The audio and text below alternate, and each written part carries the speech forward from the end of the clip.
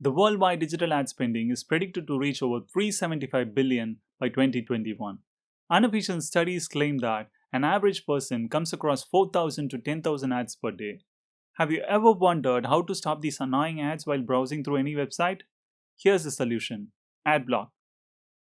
Thanks for tuning in, folks. In today's video, we shall see how to get rid of these annoying ads using Adblock extension for Chrome.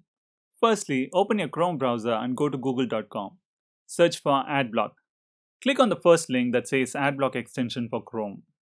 You'll be taken to the Adblock extension page in Chrome Web Store. Click on the button that says Add to Chrome. A pop-up appears asking you to confirm the download. Click on Add Extension button. The download begins and the extension gets added to Chrome automatically. After installation, a new web page opens in your browser with a thank you message for installing Adblock. You can close it. Now, the Adblock icon should appear next to the address bar.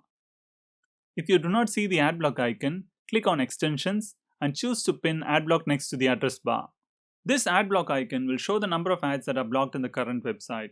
You can click on it to see further info like the total number of ads blocked since you installed Adblock. A point to be noted is that there are websites that do not like Adblock, so they show a pop-up to turn off Adblocker. To continue using those websites, you can pause Adblock. To do that, you can click on Adblock icon and press Always button under Pause on the Site option. This will turn the icon to green color, indicating it is paused. Now, the website will be reloaded with ads and you can continue using it without any interruption. To sum it up, Adblocker works well for most websites, be it for reading news articles or using video streaming services. And that is it, folks. If you have any questions, let us know in the comment section below. Until next time, thanks for watching. Cheers.